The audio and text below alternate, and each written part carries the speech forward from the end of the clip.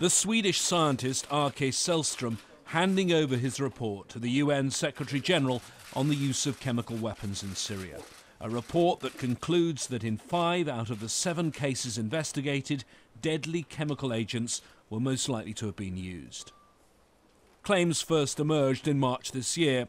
On that incident in Khan el-Assal, Professor Sellström concludes there is credible evidence that chemical weapons were used.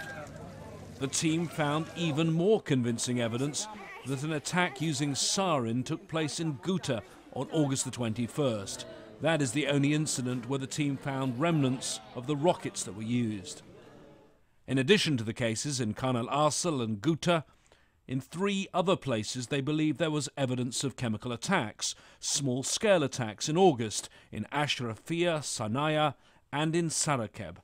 Also in August they found evidence consistent with the use of chemical weapons in Jobar. In 2 other cases, though, they could not confirm the use of chemical agents.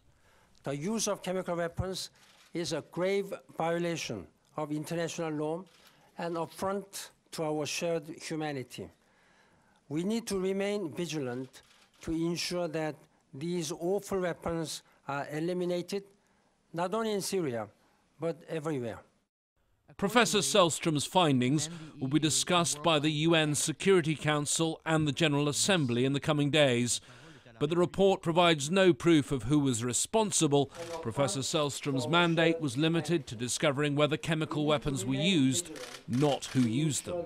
The focus in the coming weeks will be on the other chemical weapons team that's been operating in Syria. They now have a list of all of the Syrian government's chemical arsenal. They have the chemical weapons secured at a number of sites. Now the difficult part, trying to get those chemical weapons in convoys through the battlefield that is Syria to the port of Latakia, where they'll be taken out of the country.